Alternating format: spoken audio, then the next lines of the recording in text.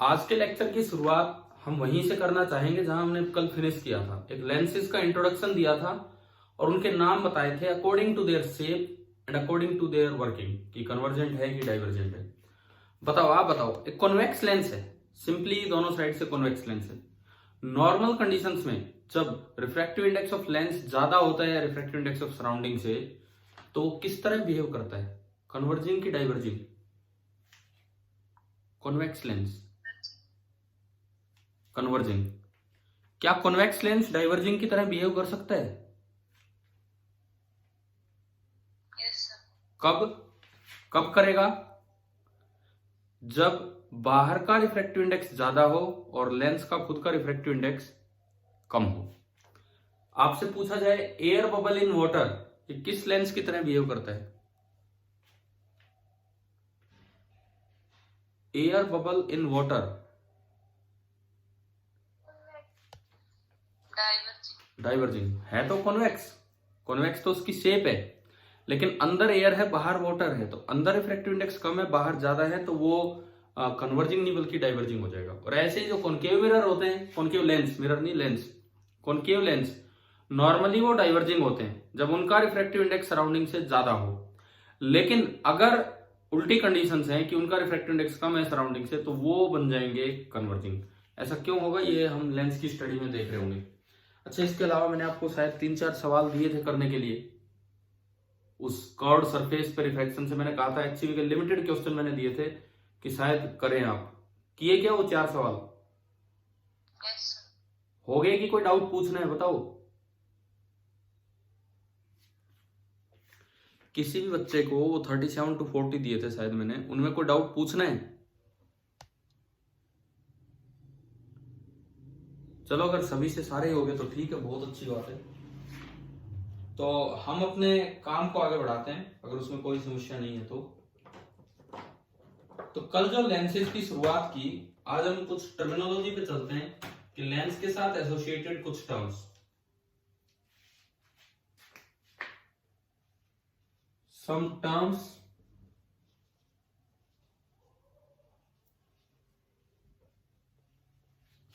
Related to lenses. Lenses के साथ मिलने वाली कुछ टर्म। सबसे पहली टर्म प्रिंसिपल एक्सिस। सबसे पहली टर्म आती है प्रिंसिपल एक्सिस। प्रिंसिपल एक्सिस का क्या मतलब है? देखो, कोई लेंस है, या तो उसकी दोनों साइड स्फेरिकल होंगी, या एक स्फेरिकल होगी और एक प्लेन होगी। भाई, हमने कल 6 लेंसेज बनाए थे। लेंस ऐसा भी हो सकता है, लेंस ऐसा भी हो सकता है, लेंस इस तरह का भी बन सकता है,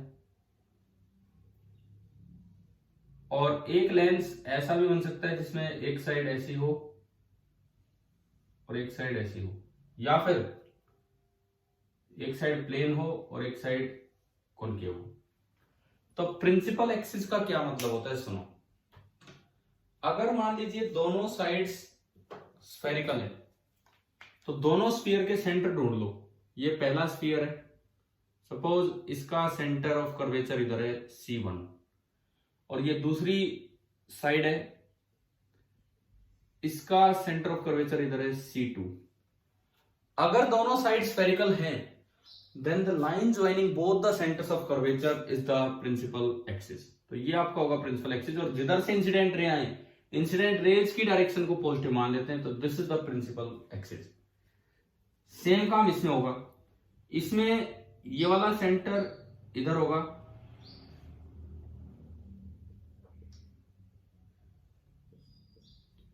और ये वाला सेंटर इधर होगा, और दोनों सेंटर्स को मैंने पहले ज्वाइन कर दिया, ज्वाइन बाद में करना चाहिए था। C1 C2 को ज्वाइन करने वाली लाइन, और अगर इधर से रेज आ रही है तो वो direction positive. This is the principal axis.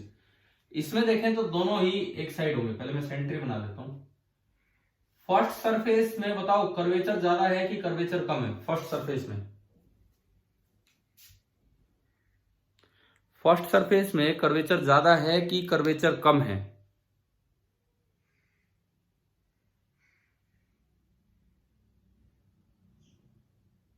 जवाब दीजिए इस चीज का।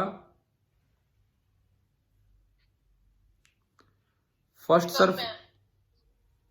सरफेस में कर्वेचर कम है, मुड़ाव कम है, बिल्कुल सही। अगर कर्वेचर कम होता है तो रेडियस ऑफ कर्वेचर ज्यादा होता है, यानी कि इसका सेंटर दूर मिलेगा, इसका सेंटर दूर मिलेगा। सेकेंड सरफेस में कर्वेचर कम है कि ज्यादा है? सेकेंड सरफेस में, सेकेंड सरफेस में मुड़ाव ज्यादा है, कर्वेचर ज्यादा है, इसलिए उसका रेडियस ऑफ कर्वेचर कम मिलेगा, तो उसका सेंटर पास मिलेगा। C1 C2 को ज्वाइन करने वाली लाइन को ही हम बोल देते हैं प्रिंसिपल एक्सिस। लेकिन अगर मान लो दोनों सरफेस कर्व्ड ना हो, दोनों स्फेरिकल ना हो, जैसे इसमें है एक स्फेरिकल और एक प्लेन, तो जो स्फेरिकल सरफेस है उसका तो ढूंढ लो सेंटर। जैसे सेकेंड सरफेस है तो इसका सेंटर यहां आया C2, और इससे दूसरी सरफेस पे आप डाल दो एक परपेंडिकुलर, और ये जो लाइन बनेगी ये आपकी हो जाएगी प्रिंसिपल एक्सिस। अगर दोनों सरफेस स्फेरिकल नहीं है तो एक स्फीयर के सेंटर से दूसरे पे परपेंडिकुलर डाल दो, वो प्रिंसिपल एक्सिस। जैसे इसमें देखो ये दूसरी वाली सरफेस है, तो इसका सेंटर ऑफ कर्वेचर सपोज यहां है C2। आपने क्या किया, इससे प्लेन सरफेस पे आपने एक परपेंडिकुलर डाला, और ये जो लाइन बनेगी यही आपका होगा प्रिंसिपल एक्सिस। तो अब आप बताओ कि आपको अलग अलग लेंसेज में प्रिंसिपल एक्सिस बनाना आ गया कि नहीं? Yes sir. अगर दोनों स्फेरिकल हैं तो दोनों के सेंटर को ज्वाइन कर दो, और अगर एक स्फेरिकल एक प्लेन है तो स्फेरिकल के सेंटर से प्लेन पे परपेंडिकुलर डाल दीजिए, ये आपका होगा प्रिंसिपल एक्सिस। अच्छा, इसके बाद एक टर्म आती है ऑप्टिकल सेंटर। दूसरी टर्म में अगर यहां लिखूं ऑप्टिकल सेंटर, इसका क्या मतलब होगा? Second point is optical centre. जैसा मिरर में पोल होता था उसकी जगह यहां आ जाता है ऑप्टिकल सेंटर, मतलब इट इज इक्वलेंट टू पोल, मतलब कोऑर्डिनेट सिस्टम का ये ओरिजिन होगा, कोऑर्डिनेट सिस्टम का ये ओरिजिन होगा। ऑप्टिकल सेंटर का क्या मतलब है कि अगर मान लो इस तरह से कोई रे लेंस पे इंसिडेंट हुई है, देखो मैं इसमें बना के दिखाता हूं। सपोज इस तरह से कोई रे लेंस पे इंसिडेंट हुई है, तो इसका इंसिडेंट रे।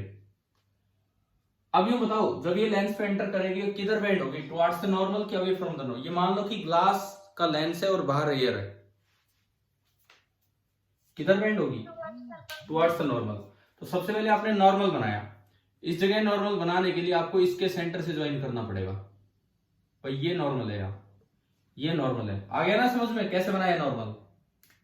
इस पॉइंट को C1 के सेंटर, मतलब पहले के सेंटर से ज्वाइन कर दिया, इसको बैंड करना है टुवर्ड्स द नॉर्मल। तो ये देखो क्या ये बैंड होगी टुवर्ड्स द नॉर्मल? हाँ भाई, आ रहा है समझ में यहां तक? अब इसके बाद दूसरी बार जब ये ग्लास से एयर आएगी तो बताओ किधर बेंड होगी, टुवर्ड्स द नॉर्मल कि away from the normal? Away. तो इसके लिए मैंने क्या किया, इसका नॉर्मल बनाया, इसका नॉर्मल इसके सेंटर से ज्वाइन करके बनेगा। तो ये लो इसके सेंटर से इसको ज्वाइन किया, और इसको बेंड करना है अवे फ्रॉम द नॉर्मल, तो ये कुछ इधर बेंड होगी। आप बताओ पहले तो ये डायग्राम बताओ, दो बार में रिफ्लेक्शन समझ आया कैसे हुआ है? बताओ ये डायग्राम आ गया समझ में?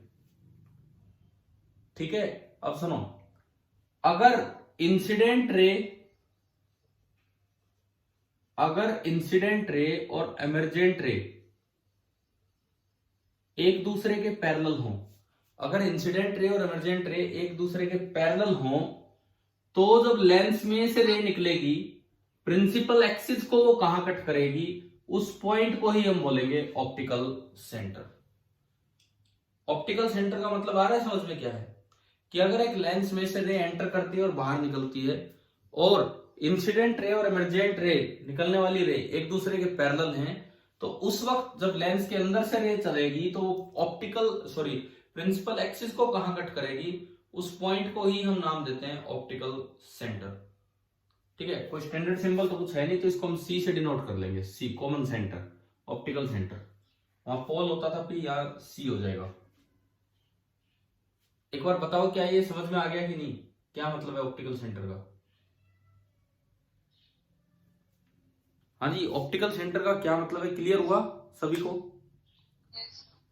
जब भी इंसिडेंट रे और इमरजेंट रे एक दूसरे के पैरेलल हो, शिफ्टिंग हो लेकिन पैरेलल हो, तो बीच वाली रे जो निकलेगी वो ऑप्टिकल इसको प्रिंसिपल एक्सिस को कहां कट करेगी, उसी पॉइंट को हम बोल देते हैं ऑप्टिकल सेंटर। और इसमें एक स्पेशल केस है कि फॉर थिन लेंस, अगर आप पतला लेंस लोगे, बिकॉज थिक लेंस हमारे सिलेबस में अलग से है नहीं, तो थिन लेंस में ये शिफ्टिंग भी नहीं होती है, ये शिफ्टिंग भी हम अवॉइड करेंगे। तो अगर मैं ऑप्टिकल सेंटर को थिन लेंस के लिए दिखाऊं, फॉर थिन लेंस, तो ऑप्टिकल सेंटर का ये मतलब होगा कि प्रिंसिपल एक्सिस पे एक ऐसा पॉइंट कि वहां उसकी तरफ कोई रेज आ रही है तो वो अनडेविएटेड निकल जाए, ना पैरेलल शिफ्ट हो ना कुछ और, तो इस पॉइंट को हम बोल दिया करेंगे ऑप्टिकल सेंटर। ठीक है, थिन लेंसेज के लिए हम इस लेटरल शिफ्टिंग को अवॉइड करते हैं। ये जो लेटरल शिफ्टिंग हुई है, ये यहां की बजाय कुछ साइड में गया, हम इसको अवॉइड करते हैं। तो फॉर थिन लेंस जो हमारे सिलेबस में है, तो हमें एक ही चीज याद रखनी है, ऑप्टिकल सेंटर कौन सा पॉइंट है। आपको ये बोलना है कि ऑप्टिकल सेंटर वो पॉइंट है कि अगर वहां से रे निकलेगी तो वो एज इट इज चलती रहेगी, उसमें कोई शिफ्टिंग नहीं होनी, कोई डेविएशन नहीं होना। जो एग्जैक्ट डेफिनेशन है ऑप्टिकल सेंटर की थिक लेंस के लिए वो ये है, वो उसका एक स्पेशल केस बन गया थिन लेंस। तो हमारे रे डायग्राम्स में काम वो आएगा, जैसे आप मिरर में क्या करते थे, मिरर का एक सेंटर ऑफ कर्वेचर होता था, वहां से अगर कोई रे आती थी तो वो अनडेविएटेड निकल जाती थी, या वो नॉर्मली रिट्रेस हो जाती थी, इस तरह का था। अनडेविएटेड नहीं, वो अपने आप को रिट्रेस करती थी मिरर में, ऐसा मानते थे। ठीक है, अगर स्फेरिकल सरफेस पे रिफ्रैक्शन पड़ा, उसमें ऑप्टिकल सेंटर पे, उसमें जो सेंटर ऑफ कर्वेचर है उस पे अगर ऑब्जेक्ट रखा था तो रे अनडेविएटेड जाती थी। तो यहां ऐसा पॉइंट होता है ऑप्टिकल सेंटर। तो दो चीजें हमने पढ़ ली है, एक प्रिंसिपल एक्सिस, एक ऑप्टिकल सेंटर। बताओ भाई क्या यहां तक चीजें समझ में आ गई, प्रिंसिपल एक्सिस और ऑप्टिकल सेंटर? ठीक है, अब इसके बाद दो फोकस डिफाइन होते हैं लेंस में, दो फोकस डिफाइन होंगे, वो देखिए आप क्या है। डायग्राम मैं अब दोबारा बनाऊंगा ये।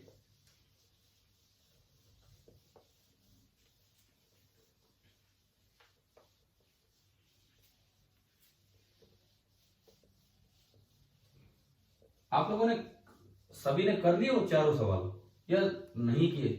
कुछ सच्चाई तो बताओ। कर लिए सर। चलो ठीक है, एक भी बच्चे को डाउट नहीं आया, बस इसीलिए मैं पूछ रहा था। मुझे लगा कि मतलब किए होंगे, आधों ने ट्राई किए होंगे, लेकिन आधे अभी भी ऐसे बैठे होंगे जिन्होंने ट्राई नहीं किए होंगे। तो किया करो ये काम। अब देखो तीसरी टर्म, प्रिंसिपल एक्सिस हो गया, ऑप्टिकल सेंटर हो गया। अब जो थर्ड टर्म हम डिफाइन करने वाले हैं, that is the principal foci of lens. Focus का प्लूरल है ये, क्योंकि दो होते हैं। देखो ये प्रिंसिपल फोकस दो होते हैं। पहले हम डिफाइन करेंगे सेकंड प्रिंसिपल फोकस, वो ज्यादा मेन है। उसके बाद हम आएंगे फर्स्ट प्रिंसिपल फोकस पे। सबसे पहले मैं आ रहा हूं सेकंड प्रिंसिपल फोकस पे, वो मेन फोकस है, उसी के कोऑर्डिनेट को फोकल लेंथ भी बोलते हैं। सेकंड प्रिंसिपल फोकस, इसका क्या मतलब है कि अगर ऑब्जेक्ट इंफिनिटी पे बैठा हो तो इमेज जहां बनेगी, अगर ऑब्जेक्ट इंफिनिटी पे बैठा हो तो प्रिंसिपल एक्सिस पे इमेज जहां बनेगी उसे बोलते हैं सेकंड प्रिंसिपल फोकस। देखो मैं दो स्पेशल केस बना के दिखाऊं। एक बार मैंने लिया कॉन्वेक्स लेंस और एक बार लिया कॉन्केव लेंस। थिन ही है, हम ठीक दिखा दे लेकिन ये थिन ही है। मतलब आपको लेंसेज में दो बार रिफ्रैक्शन दिखाने की जरूरत नहीं है, आपको एक ही बार रिफ्रैक्शन दिखाना है। और जब तक ना बोला जाए नॉर्मल कंडीशन माना कीजिए कि लेंस का रिफ्रैक्टिव इंडेक्स ज्यादा है सराउंडिंग से, ये मान के चलना है। अब देखो सेकंड प्रिंसिपल फोकस का मतलब ये है, this is the position of image. Second principal focus is the position of image if object is at infinity. If object is at infinity, ये होता है सेकंड प्रिंसिपल फोकस। मान लो मैं रे लेता हूं, पैरेलल रेज ली। पैरेलल रे क्यों ली बताओ? ये प्रिंसिपल एक्सिस के पैरेलल रे क्यों बनाई हमने? क्योंकि आप ऑब्जेक्ट कहां मान के चल रहे हो? इंफिनिटी। इसका मतलब ये है कि ऑब्जेक्ट जब बहुत दूर रखा होगा, ऑब्जेक्ट जब बहुत दूर रखा होगा तो बहुत दूर से जब रेज आएंगी तो यूं चलेंगी, लेकिन वो इतनी आते आते आते आते हमें कैसे नजर आएंगी, पैरेलल नजर आएंगी। ये कारण है। अब ये बताओ ये कन्वर्जिंग लेंस है कि डाइवर्जिंग है नॉर्मल कंडीशंस में? डाइवर्जिंग। नहीं, अरे नॉर्मल कंडीशन मतलब रिफ्रैक्टिव इंडेक्स ऑफ लेंस ज्यादा है तो ये कन्वर्जिंग होता है। ये तो ये आगे वाली शेप देखा करो, ये कन्वर्जिंग है तो ये कन्वर्ज कराएगी, तो ये इमेज यहां कहीं बनवा देगी। अब एक तो ये समझो थिन लेंस होगा तो आपको दो बार रिफ्लेक्शन नहीं दिखाना है, एक बार यहाँ एक बार नहीं, बस आप एक बार बीच से बेंड कर दोगे, ये फायदा है थिन लेंस का। ठीक है, दूसरी बात, अब ये रे यू निकल गई तो this point is known as the second focus. ये सेकंड फोकस है। ठीक है, ऐसे ही उसमें देखो ऑब्जेक्ट होगा इंफिनिटी पे बहुत दूर, तो रेज चलेंगी यहां आते आते हो जाएंगी पैरेलल, हम केवल पैरेक्शियल रे पढ़ रहे होते हैं। अब ये कन्वर्जिंग लेंस है कि डाइवर्जिंग? डाइवर्जिंग। तो ये फैलाएगा, ये यूं फैलाएगा, तो असल में रेज को यूं बेंड कर देगा। तो अब जब आप इन रेज को पीछे बढ़ा के मिलाओगे तो जहां इमेज बनेगी दरअसल वो होगा इस लेंस का सेकंड फोकस, वो होगा इस लेंस का सेकंड फोकस। ठीक है, अब एक बात सुनो, जो ऑप्टिकल सेंटर होता है उसको हम ओरिजिन मानते हैं और आगे वाली डायरेक्शन को पॉजिटिव। तो यूं बताओ फोकल लेंथ का मतलब होता है सेकंड प्रिंसिपल फोकस का कोऑर्डिनेट। सेकंड प्रिंसिपल फोकस का कोऑर्डिनेट ही फोकल लेंथ होता है। और मैं आपको पीछे क्लियर कर चुका, चाहे कोई चीज नेगेटिव हो चाहे पॉजिटिव हो, सिंबल में प्लस माइनस नहीं लगाना है, उसकी वैल्यू में प्लस माइनस लगेगा। याद है ना ये बात, है ना? तो अगर मैं लेंस की फोकल लेंथ बोलूं, बड़ी कॉमन सी टर्म है focal length of a lens, तो इसका मतलब है पोजीशन ऑफ सेकंड फोकस। तो आप बताओ इस लेंस की फोकल लेंथ पॉजिटिव है कि नेगेटिव? इस वाली लेंस की फोकल लेंथ पॉजिटिव है कि नेगेटिव? पॉजिटिव। पॉजिटिव। और दूसरे वाले की ये नेगेटिव। तो एक रिजल्ट याद रखो, अगर कन्वर्जिंग लेंस है, भाई मान लो मेरे को लेंस की शेप नहीं दिखा रखी, तो मैं कैसे पता लगाऊं कि वो कन्वर्जिंग है कि डाइवर्जिंग? कन्वर्जिंग लेंस है तो फोकल लेंथ पॉजिटिव होगी और डाइवर्जिंग है तो फोकल लेंथ नेगेटिव। शेप पे डिपेंड नहीं करता, शेप पे तो फिर वो कन्वर्जिंग भी हो सकता है डाइवर्जिंग भी, यानी कि जब ये कन्वर्जिंग होगा तो इसकी फोकल लेंथ पॉजिटिव होगी और जब ये डाइवर्जिंग होगा तो इसकी फोकल लेंथ नेगेटिव होगी। ऐसे ही उसमें है, जब ये नॉर्मली डाइवर्जिंग होगा तो फोकल लेंथ नेगेटिव, अगर ये कभी कन्वर्जिंग बन जाए तो फोकल लेंथ पॉजिटिव। तो फोकल लेंथ का मतलब, लेंस की फोकल लेंथ का मतलब position of second principal focus, position of second principal focus. और अगर वो पॉजिटिव है तो लेंस कन्वर्जिंग है और वो नेगेटिव है तो लेंस डाइवर्जिंग है। सिंबल उसका एफ ही देना है। बताओ ये पोजीशन आ गई समझ में, सेकंड प्रिंसिपल फोकस। ठीक है, अब एक टर्म ऐसी डिफाइन होगी फर्स्ट प्रिंसिपल फोकस। सेकंड वाला मेन था क्योंकि उसकी पोजीशन को ही हम क्या बोलते थे, focal length. Second principal focus की बजाय जब आप फर्स्ट प्रिंसिपल फोकस पे जाएंगे तो कुछ चीजें इंटरचेंज हो जाएंगी, this is the position of object, this is the position of object such that image is formed at infinity. It is the position of object such that the image is formed at infinity. ठीक है, ये आपका होता है first principal focus. अब यार एक चीज याद करो, अभी मैं बनवाऊंगा डायग्राम में दोबारा, कहां है वो दिखाते हैं। Second principal focus is the position of image, वो इमेज का ठिकाना है, ऑब्जेक्ट का नहीं है, वो इमेज का ठिकाना है। कब? जब ऑब्जेक्ट इन्फिनिटी को। फर्स्ट प्रिंसिपल फोकस से इमेज का कोई लेना देना नहीं है। फर्स्ट प्रिंसिपल फोकस किसका ठिकाना है? ऑब्जेक्ट का। कब? किस तरह से? ताकि इमेज कहां बने? जाके इंफिनिटी में। ठीक है, अब अगर मैं फर्स्ट प्रिंसिपल फोकस को लोकेट करूं तो सबसे पहले मैं इस लेंस में लोकेट करता हूं, इस वाले लेंस में। भाई नॉर्मल कंडीशंस में ये कन्वर्जिंग लेंस है कि डाइवर्जिंग है? नॉर्मल कंडीशंस में कन्वर्जिंग है, तो इसका तो काम है रेज को कन्वर्ज करवाना। आप कोई भी रे डालोगे तो ये यहाँ मिलवा देगा, कोई रे डालोगे तो ये कन्वर्ट करवा के यहाँ मिलवाएगा। तो आप ऐसी पोजीशन पे ऑब्जेक्ट को रखो कि ऐसी पोजीशन पे ऑब्जेक्ट को रखो कि जो रेज आए ये कन्वर्स तो करवाए, ये कन्वर्स तो करवाए, पर बस इतना ही कन्वर्स करवा पाए कि रेज आफ्टर रिफ्लेक्शन क्या हो जाए, पैरेलल। अब ये बताओ फिलहाल इस रे डायग्राम में इस लेंस ने रेज को कन्वर्स किया है कि डाइवर्ज किया है? डाइवर्ज। नहीं, डाइवर्ज कैसे किया है? डाइवर्ज कहां किया? देखो ये रे यूं जा रही थी और ये रे यूं जा रही थी, तो मैंने इनको और फैला दिया कि थोड़ा कन्वर्ज करवाया, कन्वर्ज, समझ लो। तो काम तो अपना ये कन्वर्जिंग वाला ही कर रहा है, काम तो अपना ये कन्वर्जिंग वाला ही कर रहा है, लेकिन बस इतना कन्वर्ज करवा पाया कि रे ना तो इधर मिली ना उधर मिली, रे पैरेलल हो गई। यानी कि इमेज कहां बनी है? इन्फिनिटी पे। ठीक है, इस वक्त जो ऑब्जेक्ट की पोजीशन है उसको क्या नाम देते हैं हम? First principal focus. First principal focus का मतलब आ गया क्या समझ में? क्या है? हाँ जी बताओ, फर्स्ट प्रिंसिपल फोकस का मीनिंग क्लियर है? Yes sir. ठीक है, इसके पोजीशन को एफ मत लिख देना। एफ जो सिंबल दिया जाता है वो सेकंड प्रिंसिपल फोकस की पोजीशन को दिया जाता है, ना कि इसको। सिमिलरली उसमें देखो, वो आपका डाइवर्जिंग लेंस है, वो जो है that is your diverging lens.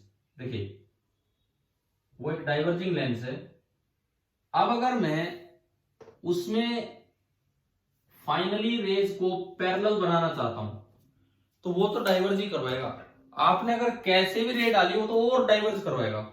आप ये चाहते हो कि फाइनली रेज पैरेलल बने, फाइनली जो इमेज बने वो इन्फिनिटी पे बने। आप ये चाहते हो कि फाइनली इमेज इन्फिनिटी पे बने, तो उसके लिए आप क्या करेंगे? रेज को ऐसे डालेंगे, ऐसे। अब इसने करवाया डाइवर्ज। ये बताओ इंसिडेंट रेज को देख के बताओ, क्या इस लेंस ने रेज को डाइवर्ज करवाने की कोशिश की है कि और कन्वर्ज करवा दिया? ये रेज, हाँ ये रेज यहां जाके मिलना चाह रही थी, ये रेज यहां जाके मिलना चाह रही थी, परंतु इस लेंस ने इनको फैला दिया, इस लेंस ने इनको खोल दिया, फैला दिया, पर वो बस इतना ही फैला पाया कि ये पैरेलल हो गई। तो ये है तो डाइवर्जिंग लेंस, और लेकिन इस वक्त इमेज कहां बनी है? इन्फिनिटी पे। तो ये जो ऑब्जेक्ट की पोजीशन है, ये वर्चुअल ऑब्जेक्ट नजर आ रहा है, वर्चुअल ऑब्जेक्ट, इस पोजीशन को हम बोलेंगे F1। इसमें ये पोजीशन थी F1। तो बोर्ड पे 4 डायग्राम बने हुए हैं। ये second principal focus of converging lens, this is the second principal focus of diverging lens, this is the first principal focus of converging lens, and this is the first principal focus of diverging lens. क्या चारों diagram आपको समझ आ रहे हैं?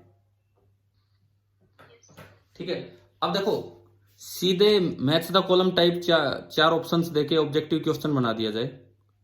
कैसे 4 option? सुनिए, suppose आपसे ये पूछ लिया जाए कि 4 ऑप्शन लिखें। पहला ऑप्शन आप ट्रू फॉल्स ही बता दो। पहला option, the position of second principal focus of converging lens is positive. सही है कि गलत है? सही है। सही है। The position of second principal focus of diverging lens is negative. सही है, देख के बोलना आप ढंग से। तीसरी statement, the position of first principal focus of converging lens is negative. गलत है। दोबारा बोलता हूं, the position of first principal focus of converging lens is negative. सही है। सही है, गलत नहीं है। ये देखो ना, कन्वर्जिंग लेंस का फर्स्ट प्रिंसिपल फोकस इधर है। एंड चौथी statement, the position of first principal focus of diverging lens is positive. सही है सर। सही है, मैंने चारों सही करके ही बोली है। पांचवी statement, focal length of converging lens is positive. Focal length of converging lens is positive. सही है सर। सही है, क्योंकि फोकल लेंथ का मतलब ये है सेकंड फोकस की पोजीशन। और छठी statement, focal length of diverging lens is negative. सही है। ठीक है, सही है। मैंने 6 की 6 स्टेटमेंट्स आपको सही करके बोली है। 7वीं statement, If object is placed at second principal focus, then the image is formed at infinity. If object is placed at second principal focus, then the image is formed at infinity.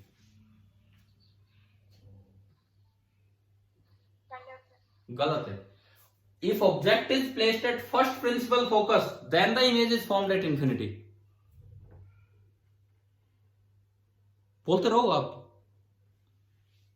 If object is placed at first principal focus, then the image is formed at infinity. सही है. If object is placed at infinity, then the image is formed at first principal focus.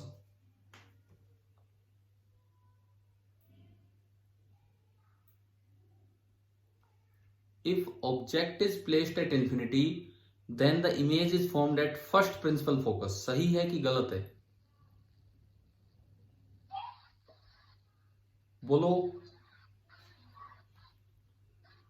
If object is placed at infinity, then the image is formed at first principal focus.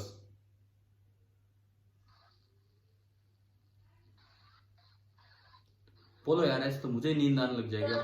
गलत है. अगर पता लग रहा होता है तो एकदम बोला करो पहली बार में. गलत है.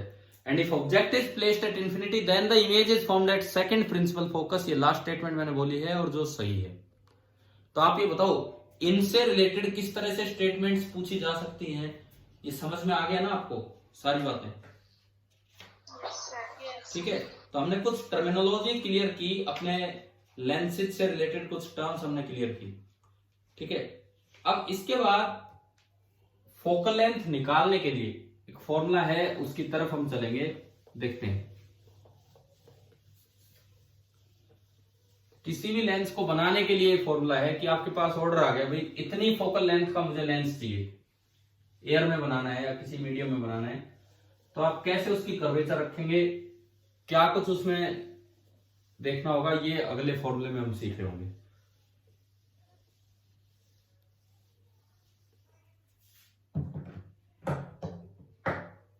तो जो नेक्स्ट हमारा टॉपिक है, that is known as lens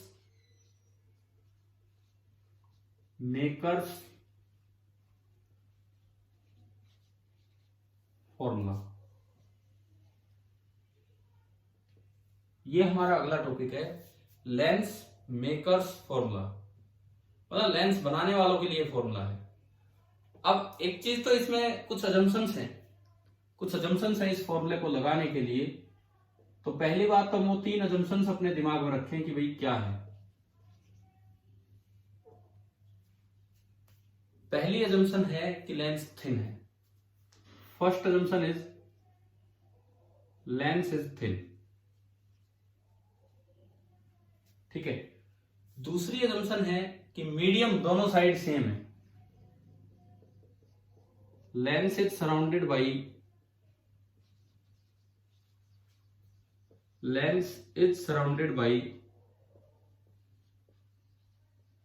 same medium on both the sides. एक अजम्पशन आप बता दो जो हम मिरर में भी यूज करते आए हैं, रेस के बारे में बताओ. Correction rays. हाँ, एक अजम्पशन ये है कि जो रेज होंगी वो हम मान के चल रहे हैं कि पैरेक्शियल है. उसको अगर लेंस की टर्म्स में लिखना हो, तो आप ये कह सकते हैं कि लेंस का अपर्चर छोटा है. तीसरी जो अजम्पशन है, that is aperture of lens is small और द रेज आर पैरेक्शियल. 3 अजम्पशंस हैं. आपके लेवल पे 12th क्लास पे ये कभी वॉयलेट नहीं होगी, ये कभी वॉयलेट नहीं होगी. ये वॉयलेट हो सकती है, ये कभी वॉयलेट नहीं होगी. लेंस हमेशा थिन ही आएगा.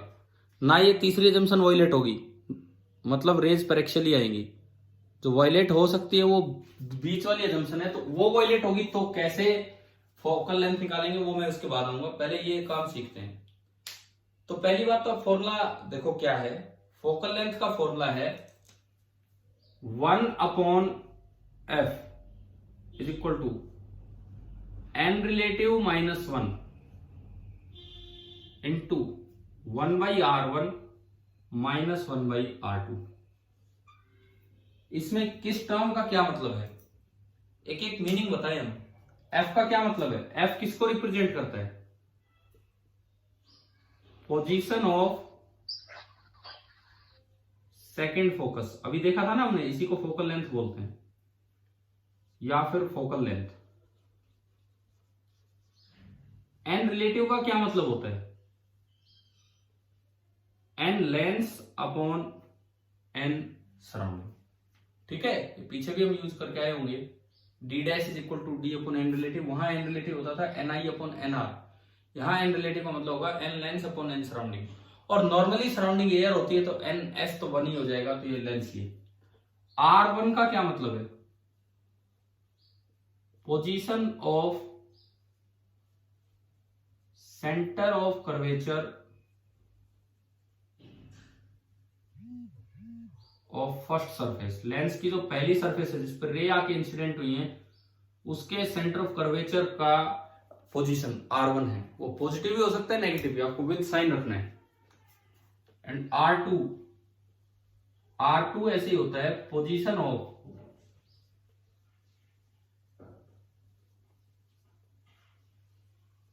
सेंटर ऑफ कर्वेचर ऑफ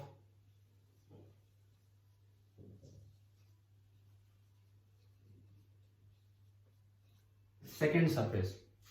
तो सेकेंड सरफेस बनेगी, दूसरी जो सरफेस बनेगी उसका जो सेंटर ऑफ कर्वेचर होगा उसका क्या कोऑर्डिनेट है, पॉजिटिव नेगेटिव क्या है ये। और अगर प्लेन सरफेसेज हैं, कोई भी एक सरफेस प्लेन आ गई तो आप पहली सरफेस प्लेन है तो R1 टेंड्स टू इंफिनिटी हो जाएगा, यानी कि 1/r1 0 हो जाएगा। ये जो फॉर्मूला है, this is your lens formula, this is your lens formula. सबसे पहले तो हम इसको डेराइव करें और फिर इसको यूज करेंगे, या फिर पहले मैं चलो एक सवाल ही ले लेता हूं इसको यूज करवाने के लिए, ताकि कोई आइडिया लगे कि कैसे ये फॉर्मूला यूज होना है। मान लो एक इक्वी कॉन्वेक्स लेंस आपको दिया है, एक क्वेश्चन में हम यूज कर रहे हैं। एक इक्वी कॉन्वेक्स लेंस आपको दिया है और उस इक्वी कॉन्वेक्स लेंस की जो दोनों साइड की जो रेडियस ऑफ कर्वेचर है वो 20 सेंटीमीटर है। ये मैं लिखता हूं सवाल, इक्वी कॉन्वेक्स लेंस है, दोनों साइड की जो रेडियस है दैट इज 20 सेंटीमीटर, क्योंकि इक्वी कॉन्वेक्स बोल दिया। ये इंफॉर्मेशन आपको दी है, बोला है कि लेंस ग्लास का बना है, तो रिफ्रैक्टिव इंडेक्स ऑफ लेंस आपको दे दिया 3.5, सराउंडिंग एयर है, कुछ नहीं दिया जाए तो एयर ही मानना है। फोकल लेंथ निकालनी, निकालो भाई, इसके लिए फोकल लेंथ निकालो क्या होगी। ये लेंस मेकर फॉर्मूला लगा के फोकल लेंथ निकालने की क्या होगी।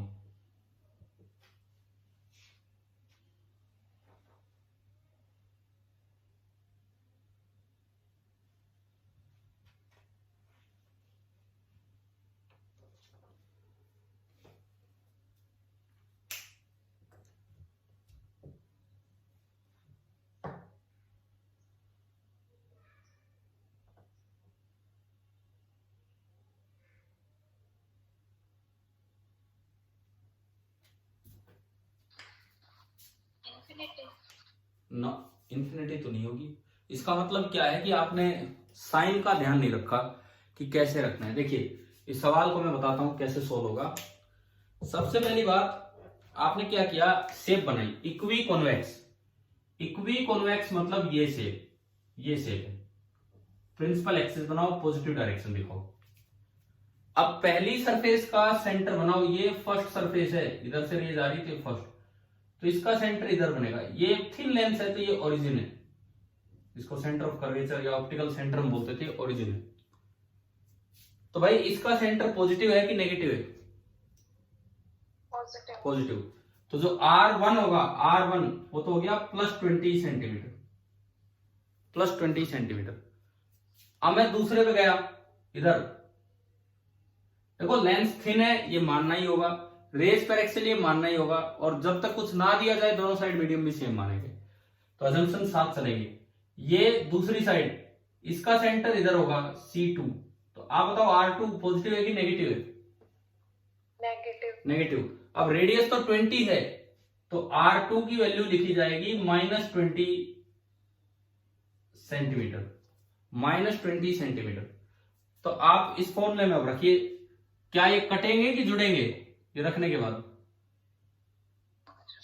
जुड़े। हाँ, तो अब देखो, अब आपने फॉर्मूला लगाया 1/f is equal to n relative -1, तो 3.5 लिख दिया कि मैंने, चलो कोई नहीं, अब जो भी दिया है वही दे दो। ग्लास का 1.5 होता है 3/2, कोई नहीं, अब मान लो कोई और मटेरियल है उसका 3.5 ही दे दिया, तो ये आपका हो गया 3.5/1 एयर का -1 into 1/r1, r1 is 20 -1 by minus minus plus होके 1/20, 1/20 प्लस 1/20 कितना हो गया? 1/20 प्लस 1/20 1/10 डबल हो गया, तो ये आपका आया 1/10, और ये 3.5 माइनस 1 2.5, तो ये आपका आ गया 2.5/10, यानी कि 25/100, इसका मतलब 1/4। तो जो फोकल लेंथ आ रही है वो आपकी सेंटीमीटर में चल रहा था सब कुछ, तो फोकल लेंथ कितनी निकल के आई? 4 सेंटीमीटर। पॉजिटिव आई, मतलब ये कन्वर्जिंग लेंस है। बताओ क्या ये समझ में आया कि नहीं आया? यहां तक कैसे यूज करना है? ठीक है। अगर मान लो यही लेंस सेम क्वेश्चन होता, फर्क इतना सा होता कि ये इक्वी कॉनकेव है, अगर ये इक्वी कॉन्वेक्स की बजाय इक्वी कॉनकेव दे दिया जाता तो क्या चेंजेस क्या हो जाते?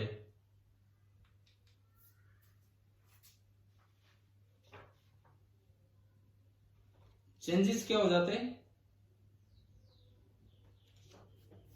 भाई एक तो पहली सरफेस ऐसी बनती इधर, तो R1 पॉजिटिव होता कि नेगेटिव? R1 अगर ये इक्वी कॉनकेव होता तो R1 पॉजिटिव होता कि नेगेटिव?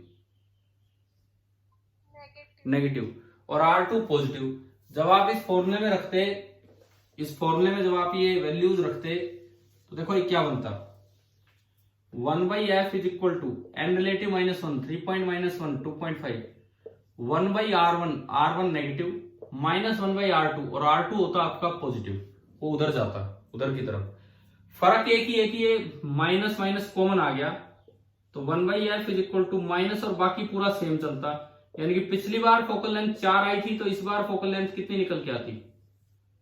-4 सेंटीमीटर। समझ में आ रहा है कैसे फॉर्मूला अप्लाई करना होता है? ठीक है। और अगर मान लो एक सरफेस प्लेन दे दी जाए, जैसे सपोज ये कोई लेंस है, plano convex lens, plano convex lens, radius of curvature इसकी है 20 सेंटीमीटर, इसका रिफ्रैक्टिव इंडेक्स है 1.5, बाहर एयर है, इसकी फोकल लेंथ निकालनी, इसकी फोकल लेंथ, फॉर्मूला लगाया 1/f is equal to n relative तो होगा 1.5/1 1.5 -1 इंटू 1/r1 हो जाएगा 0। कैसे?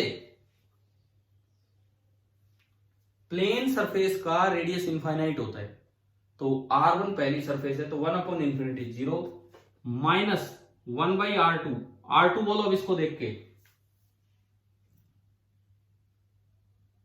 R2 बोलिए इसको देख के, क्या होगा?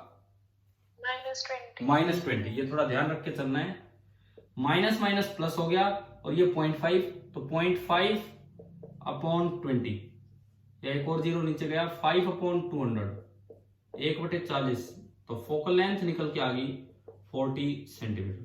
तो मैंने आपको ये फॉर्मूला 3-4 लेंसेज में लगा के दिखाया, बाई कॉन्वेक्स हो, बाई कॉनकेव हो, या एक सरफेस प्लेन हो, तो कैसे लगना होता है। ठीक है, समझ में तो आ ही रहा होगा क्या है ये।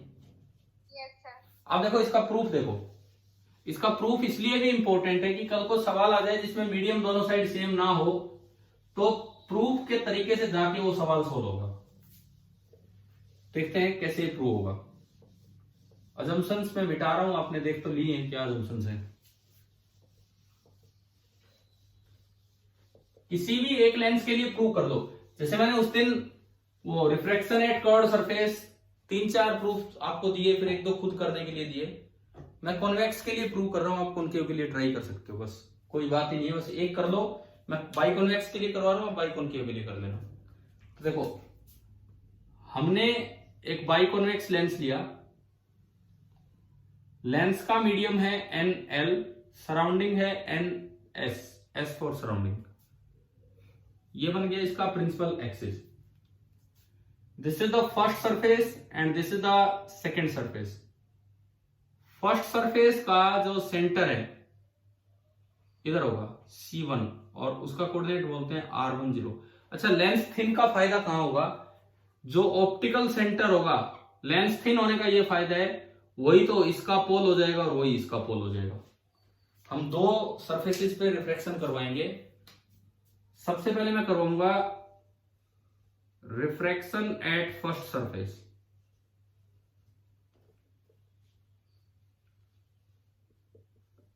सबसे पहले हमने लिया रिफ्रैक्शन एट फर्स्ट सरफेस, पहली सरफेस पे रिफ्रैक्शन। तो ये बताओ, फर्स्ट सरफेस पे रिफ्रैक्शन कर्व सरफेस है कि प्लेन सरफेस है? पहली कर्व सरफेस है ना, पहली जो सरफेस है वो आपकी कर्व सरफेस आपको नजर आ रही है। तो आप जब इसका डायग्राम बनाओगे, refraction at first surface, thin lens का मतलब फायदा ये है कि आप इस पॉइंट को लगभग C बोल सकते हो। ये प्रिंसिपल एक्सिस। कौन सा फॉर्मूला मैं याद दिला दूं? N2/V, जो कल तक कर रहे थे, -N1/U is equal to N2 - N1/R। चलिए अब देखते हैं। फर्स्ट सरफेस का जो सेंटर ऑफ कर्वेचर है C1, उसका कोऑर्डिनेट है R10। U कहां है बताओगे? जब आप second focus of the lens को डिटरमाइन करते हैं तो ऑब्जेक्ट कहां लेना होता है? इंफिनिटी पे। रेज आ रही है इंफिनिटी से, रेज जो चल के आ रही है वो आ रही है इंफिनिटी से, यानी कि जो U हो गया it tends to infinity. N1 कितना है? इधर कितना रिफ्रैक्टिव इंडेक्स है? ऊपर 1 नहीं यार, NS, समझ गए हो ना, सराउंडिंग वाला। N2 कितना है? इधर कितना रिफ्रैक्टिव इंडेक्स है? N लेंस वाला, L, ठीक है ना, लेंस वाला ये हो जाएगा यहां पे।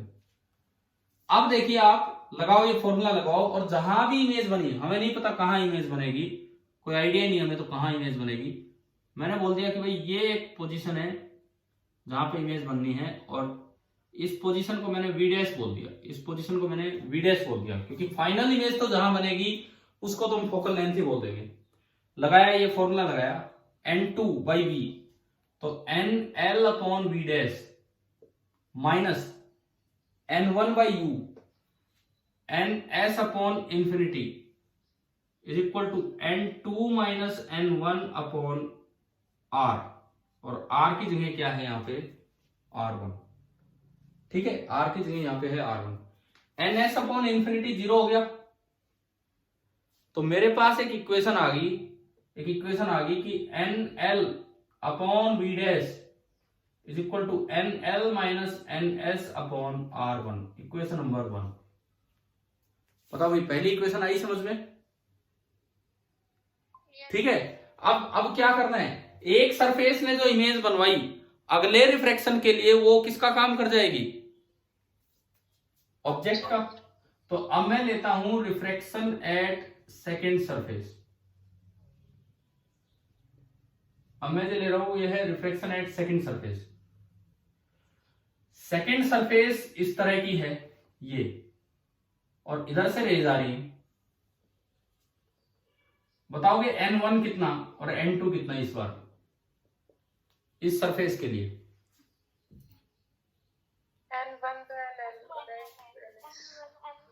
N1 तो NL और N2 है NS, ठीक है, ठीक है। अब सुनो, अब इमेज, इसके लिए ऑब्जेक्ट कहां है भाई? इसके लिए ऑब्जेक्ट वो है जो पिछली बार इमेज थी V', तो इसके लिए तो ये रेज आ रही थी, इसके लिए तो ये कोई रे चल के आई थी, यूं ये कोई रे चल के आई थी। जहां भी ये था वो था आपका V', ये ऑब्जेक्ट है, और पता नहीं इसने रेज को कैसे क्या मिलवाया होगा। फाइनली रेज जहां मिलेंगी वही तो सेकंड प्रिंसिपल फोकस होता है। फाइनली रे जहां मिलेंगी, क्योंकि ऑब्जेक्ट इन्फिनिटी पे लिया तो वही F2 होगा, और F2 का कोऑर्डिनेट तो हमें याद है, हम स्मॉल f0 से उसे रिप्रेजेंट करते हैं। क्या ये डायग्राम यहां तक आ रहा है समझ में, क्या दिखा है इसमें? ठीक है। Yes sir. अब ये बताओ इस रिफ्रैक्शन के लिए U क्या है, U और V क्या है?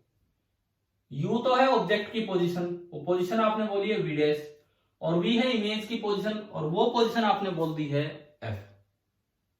आ गया क्या समझ? ठीक है। अब इसमें फिर दोबारा से आप लगाओ वही रिफ्लेक्शन एट कर्व्ड सरफेस वाला फॉर्मूला, एक बार फिर दोबारा से आप लगाइए रिफ्लेक्शन एट कर्व्ड सरफेस वाला फॉर्मूला। क्या बनेगा? मैंने यहां लगाया N2 बाई वी, N2 है NS बाई वी, V कितना है finally F, minus N1 by U, N1 है NL और U है V dash, is equal to N2 minus N1 NS minus NL divided by R, और इस surface का जो R है वो इधर है। बताओ R2 0 की माइनस R2 0? माइनस या फिर वही गलती मैंने कितनी बार कहा, हम सिंबल जब लिखते हैं सिंबल तो हमेशा यही लिखेंगे। अगर R2 की वैल्यू में पूछ रहा होता तो फिर आपको बोलना था माइनस PO या माइनस CO, इस तरह से जो भी है CC2। समझ गए हो ना? कभी भी सिंबल के बाहर माइनस नहीं लगाना जब आप एक्सिस पे रिप्रेजेंट करते हो। तो ये आपका हो गया R2। अब उसकी वैल्यू कभी इनपुट करेंगे तो ये हो जाएगा। आप बताओ कि आपको दूसरी इक्वेशन समझ आ गई है? ठीक है। लेंस मेकर फॉर्मूला डेराइव करने का तरीका ज्यादा इंपॉर्टेंट है, क्योंकि अगर दोनों साइड मीडियम अलग आ गया तो आपको ये 2 स्टेप्स करने पड़ेंगे, फॉर्मूला नहीं काम देगा, ये 2 स्टेप्स करने पड़ेंगे। एक बार बताएंगे मुझे क्या ये दोनों स्टेप समझ में आ गए कि नहीं? मेनली दूसरा स्टेप, वैल्यू कैसे लिखी है, क्या इसमें कोई कंफ्यूजन तो नहीं है कि माइनस R2 क्यों नहीं लिखा? No sir. क्योंकि हम वहां कोऑर्डिनेट लिखते हैं और कोऑर्डिनेट को R2 से रिप्रेजेंट कर रहे हैं तो R2 ही लिखेंगे। क्वेश्चन में उसकी वैल्यू पुट करें तो वो नेगेटिव आ जाएगी। अब मुझे इनसे V डैश एलिमिनेट करना है। मैं इक्वेशन 1 और 2 को अगर ऐड कर दूं, तो क्या V डैश एलिमिनेट हो रहे हैं? है ना? तो 1 प्लस 2 बीच वाला जो कोऑर्डिनेट था V डैश को एलिमिनेट किया, ऐड किया तो NL बाई V डैश से NL by V dash cancel out, NS upon F is equal to, एक टर्म तो बची NL minus NS upon R1, दूसरी टर्म में से आप माइनस कॉमन ले लो तो ये बचेगा NL minus NS upon R2। एक बार ये बताओ यहां तक आया समझ? ठीक है। अब मैंने दोनों साइड n सराउंडिंग से डिवाइड कर दिया, तो देखो मैं एक बार बिना कुछ काटे पीटे लिख रहा हूं, 1 by F is equal to something into 1 by R1 minus something into 1 by R2। यहां अलग अलग डिवाइड करो। फर्स्ट टर्म बनेगा n lens upon n surrounding, minus second term बनेगी n surrounding upon n surrounding, third term बनेगी n lens upon n surrounding, minus fourth term n surrounding upon n surrounding. ऐसे क्यों लिखा भी बताऊंगा, पर यह बताओ कि आपको ये स्टेप समझ आ गया? यस। अब इससे वो लेंस मेकर फॉर्मूला तो डेराइव हो ही गया है। कैसे? वो जो हम फॉर्मूला अभी लिख के चल रहे थे ऊपर, वो तो डेराइव हो चुका है। क्या दोनों brackets NL upon NS minus 1 है कि नहीं? यस है ना? तो आपने उन दोनों को कॉमन लिया तो ये फॉर्मूला तो डेराइव हो गया। मैं साइड में करता हूं इसको, n lens upon n surrounding minus 1 into 1 by R1 minus 1 by R2। चलिए इसका प्रूफ तो हो चुका है। अब इस तरह मैंने इसको क्यों रोक के रखा है? Suppose medium on both the sides different है, दोनों साइड मीडियम डिफरेंट है। ये लेंस है, इसका रिफ्रैक्टिव इंडेक्स NL, इधर का NS1 और बाहर निकलने वाली साइड का ये इंसिडेंट साइड और ये एमर्जेंट साइड NS2। सपोज इस तरह का आता है तो चेंज क्या होगा, ये जो फॉर्म मैंने ऊपर लिखी है, ये जो फॉर्म मैंने ऊपर लिखी है, इनमें NH2 इधर की तरफ है, यहां भी H2, यहां भी H2, यहां भी H2 और यहां भी H2। ये जो नीचे वाली फॉर्म थी इन सब में तो डिनोमिनेटर में तो NH2 NH2 NH2 और NH2 आएगा। ऊपर दो टर्म्स हैं, यहां पे आएगा NS1 और यहां पे आएगा NS2। देखो इसको उस फॉर्म में रोक के रखा मैंने। अब अगर दोनों साइड मीडियम अलग होंगे तो फोकल लेंथ निकालने का फॉर्मूला क्या बनेगा, नीचे तो हर जगह 2 2 2, ऊपर 1 वाले के साथ 1 और 2 वाले के साथ 2 2 2 तो कट जाएगा, 1 हो जाएगा।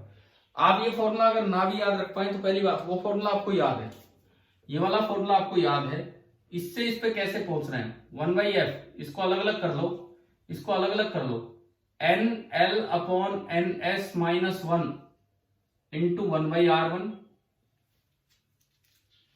Minus NL upon NS minus 1 into 1/r2। मैं आपको वहां तक पहुंचा रहा हूं, इससे इधर कैसे है।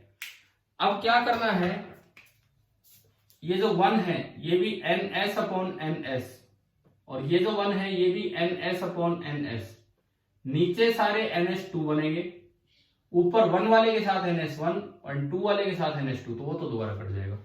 बताओ क्या ये फॉर्म याद हो जाएगी अगर दोनों साइड मीडियम अलग है तो क्या फॉर्मूला है फोकल लेंथ निकालने का। अरे ये सुनो, ये याद हो गया आपको, ये फॉर्मूला याद हो गया है, यस इससे ये बना ही सकते हो, अलग अलग करके ये बना ही सकते हो। और उससे भाई यहां तक कुछ तो याद रखे हम कि कैसे पहुंचना है। जो -1 था NS अपॉन NS किया, इधर तो नीचे वाले डिनोमिनेटर सबको 2 लगा दिया, पहले में 1 के साथ ऊपर 1 और 2 के साथ ऊपर 2 वो फिर दोबारा कट लेगा। तो ये आपका तरीका है कि अगर दोनों साइड मीडियम अलग हो तो कैसे लेंस मेकर फॉर्मूला लगता है। बताओ पहली बात, क्या ये फॉर्मूला याद हो गया, ये वाला तो हो ही चुका होगा अब तक याद, 3 सवालों में भी हम कर चुके हैं, ठीक है। हो सकता है 10th में भी ये पढ़ा होगा आपने, परंतु ये नहीं पढ़ा होगा, तो क्या इससे ये बना लोगे कि नहीं, बताओ ये वाला फॉर्मूला। अभी प्रूव करेंगे, इसको भी दूसरे को भी प्रूव कर रहे हैं, ऐसा नहीं कि डायरेक्ट यूं करके छोड़ दिया। पहली बात मैं याद तो करवाऊं, क्या ये समझ में आ गया आपको कैसे बना है, ठीक है। अब देखो दूसरा फॉर्मूला प्रूव कैसे होगा वो देखते हैं, कैसे प्रूव होगा आप समझते हैं उस चीज को। मान लीजिए ये आपका लेंस है NS1 NL NS2, इस सरफेस का रेडियस का पोजीशन R1 और इसकी R2, सेंटर की पोजीशन। फर्स्ट सरफेस पे रिफ्रैक्शन, रेज कहां से आनी है, अगर आप फोकल लेंथ मतलब सेकंड फोकस को लोकेट करते हो तो रेज आएंगी इंफिनिटी से। तो फर्स्ट सरफेस पे आपने फॉर्मूला यूज किया N2/V minus N1/U is equal to N2 minus N1 upon R। बताओ भाई फर्स्ट सरफेस के लिए N2 कितना, बोलो। NL, देखो इतना इतना टाइम मत लगाया करो। V कितना नहीं पता, उसको V डैश बोल दिया। फर्स्ट सरफेस के लिए N1 कितना, और फर्स्ट सरफेस के लिए U कितना,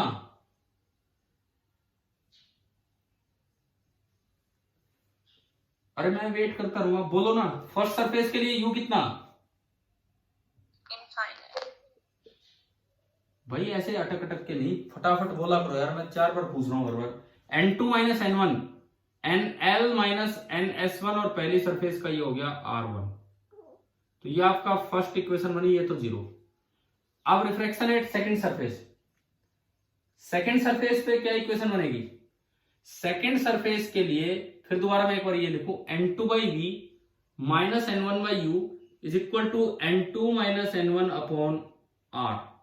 सेकंड सरफेस के लिए N2 उधर वाला NS2, V फाइनली में जहां बनेगी उसको F बोलते हैं हम। सेकंड सरफेस के लिए N1 है NL और U जहां V डैश था वो इसका U है, is equal to N2 minus N1 upon R है R2। आप बताओ क्या दो इक्वेशंस बनानी आ गई पिछली बार की तरह? Yes, sir. ठीक है, अब NV को एलिमिनेट करना है तो ऐड कर दो।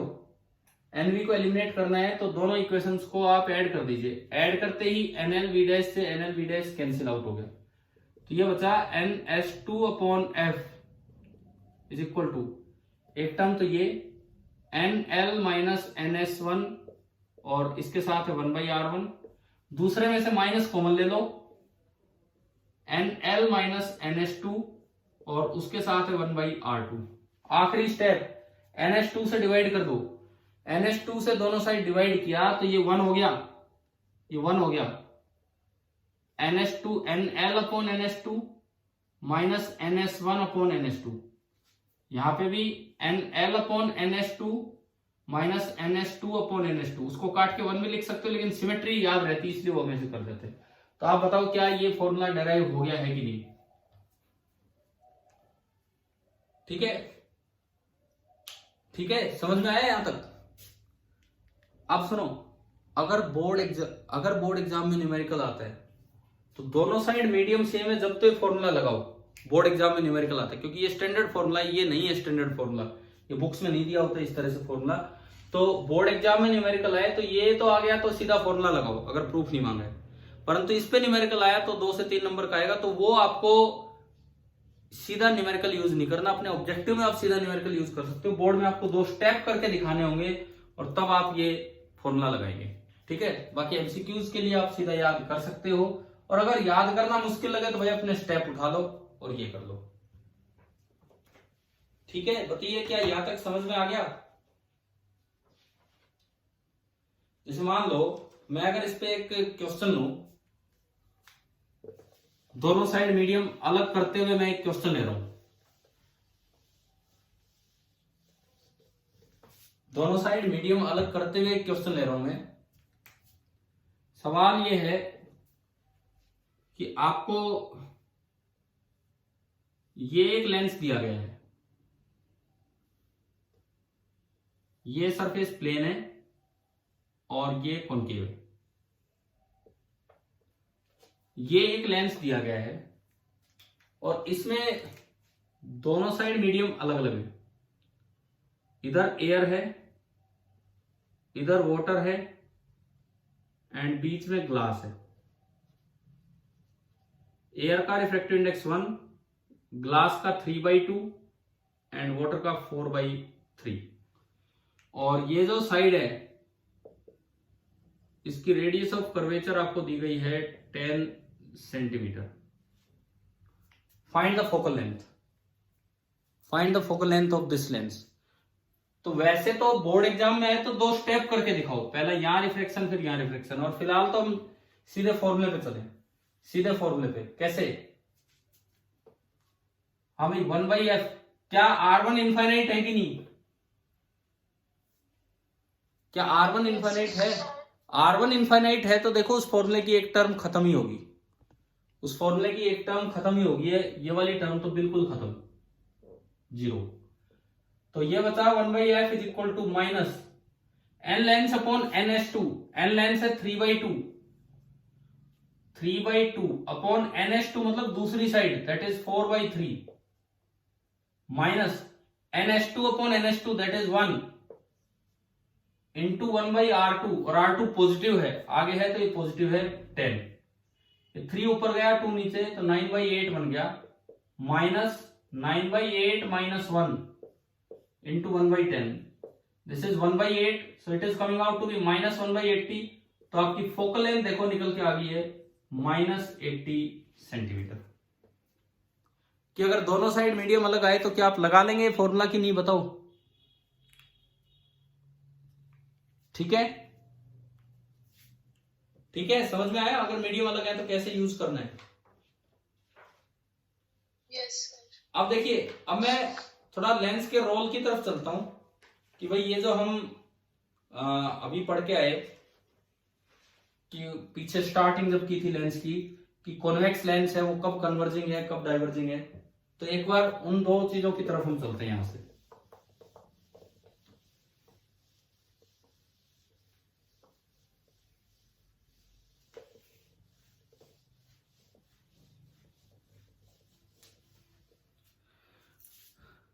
सबसे पहले मैं लेके चल रहा हूं role of convex lens. Convex मतलब बाई कॉन्वेक्स लेंस। सबसे पहले मैं ये लेके चल रहा हूं कि बाई कॉन्वेक्स लेंस किस तरह काम करता है किसी भी परिस्थिति में। अब ये हम मान के चल रहे हैं कि दोनों साइड मीडियम सेम है, ठीक है। बार बार ये नहीं मानना है कि मीडियम अलग है, हम ये मान के चले कि दोनों साइड मीडियम सेम है, ये हम मान के चले। वो तो स्पेशल क्वेश्चंस होते हैं जिनमें अलग कर देते हैं। NS and this is N lens. चाहे मीडियम कैसा भी हो, R1 R2 की शेप तो वही रहेगी। मीडियम चेंज कर दो, R1 R2 की वैल्यू पॉजिटिव नेगेटिव थोड़ी चेंज होंगी। आप बताओ, आप ये बताओ R1 इसमें पॉजिटिव है कि नेगेटिव है? R1 इसमें पॉजिटिव है कि नेगेटिव है, बताइए। नेगेटिव नहीं है। ये इधर से रेज आती है, इधर से रेज आती है। ये फर्स्ट सरफेस है, फर्स्ट सरफेस का सेंटर आगे है तो R1 पॉजिटिव है। R2 उसका सेंटर इधर है तो R2 क्या होगा? नेगेटिव, क्योंकि बीच में ऑप्टिकल सेंटर ओरिजिन होता है। क्या समझ में आ रहा है पॉजिटिव नेगेटिव कैसे आइडेंटिफाई करना है? बोलो एक बार, ये आ गया समझ में? R1 पॉजिटिव है और R2 नेगेटिव है, ठीक है। तो आप ये टर्म बताओ, ये वाली जो टर्म है जो लेंस मेकर फॉर्मूला में यूज होती है, 1/R1 माइनस 1/R2, ये पॉजिटिव होगा कि नेगेटिव होगा इस शेप के साथ? पॉजिटिव, क्योंकि 1/R1 पॉजिटिव है, ये नेगेटिव पर एक माइनस बाहर लगा, इसका मतलब ये शेप तो पॉजिटिव होगी, ये जो शेप के कारण जो फैक्टर आया। अब देखो फॉर्मूला है 1/F is equal to N lens upon N surrounding minus 1 into a positive quantity. ये 1/R1 माइनस, ये शेप वाला फैक्टर तो पॉजिटिव आ गया। अब कैसे हम डिसाइड करें कि ये कन्वर्जिंग लेंस है कि डाइवर्जिंग है? अगर ये कन्वर्जिंग हो, अगर ये कन्वर्जिंग हो तो F क्या होना चाहिए? पॉजिटिव। और अगर ये डाइवर्जिंग हो तो आपका F क्या होना चाहिए? नेगेटिव। कन्वर्जिंग हो तो F पॉजिटिव, डाइवर्जिंग हो तो F नेगेटिव। अब देखिए इसमें, अगर ये F पॉजिटिव है तो 1/F भी पॉजिटिव होगा, और अगर ये F नेगेटिव है तो 1/F भी नेगेटिव होगा। अब एक बार इधर ध्यान दो, ये term positive into another term जो मीडियम पे डिपेंड कर रही है। आप प्रोडक्ट पॉजिटिव चाहते हो तो ये पॉजिटिव है तो ये भी पॉजिटिव होना चाहिए। इसका मतलब इस शेप के लिए ये पॉजिटिव तभी होगा when N lens upon N surrounding minus 1 is positive greater than 0। आई क्या बात समझ में? ठीक है। और इस शेप के साथ ये नेगेटिव चाहते हो, ये नेगेटिव चाहते हो और ये पॉजिटिव है, तो इसका मतलब इसको क्या होना पड़ेगा? हाँ, this should be less than 0। चलिए इस 1 को उधर भेज दो, मैंने इस 1 को इधर भेजा तो this is greater then 1 and this is greater then 1 means N lens is greater then N surrounding. यानी कि ये वाली शेप का लेंस कन्वर्जिंग की तरह कब बिहेव करता है? When N lens is greater then N surrounding. क्या हम कल से लेके लैंड से लेके और आज तक ये कर रहे हैं कि नहीं? ये वाली बात कल लैंड में भी ये बात की थी इस तरह से, ठीक है। और अगर इसी को डाइवर्जिंग बनाना हो तो ये रही कंडीशन, इस 1 को उधर भेजो, so this is less than 1 और you can say N lens is less than N surrounding. तो हमें पता लग गया कि इस शेप का लेंस, कॉन्वेक्स शेप का लेंस भी डाइवर्जिंग की तरह बिहेव कर सकता है। कब? जब रिफ्रैक्टिव इंडेक्स ऑफ लेंस कम हो रिफ्रैक्टिव इंडेक्स ऑफ सराउंडिंग से। ये बताओ, ये फैक्टर आ गया समझ? ठीक है। अब बात आती है दूसरे लेंस की जिसे हम अक्सर डाइवर्जिंग मान ही रहे हैं, दैट इज कॉनकेव लेंस या बाई कॉनकेव लेंस। अगर आप कॉनकेव लेंस की बात करें, अगर आप कॉनकेव लेंस की बात करें तो कॉनकेव लेंस में शेप कुछ ऐसी है, दोनों साइड जो शेप बनेगी कुछ इस तरह की सी शेप बननी है।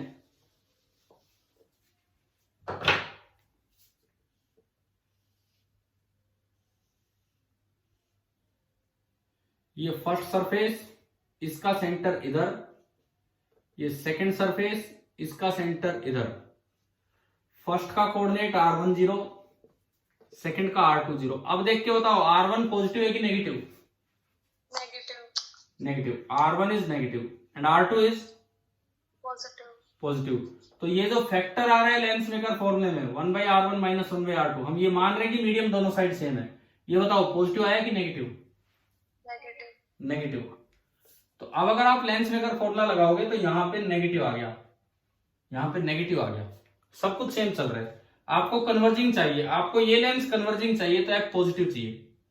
एफ पॉजिटिव चाहिए तो 1/f भी पॉजिटिव होगा। अगर आप 1/f को पॉजिटिव चाह रहे हो और ये नेगेटिव है तो इसका मतलब ये नंबर भी क्या होना चाहिए?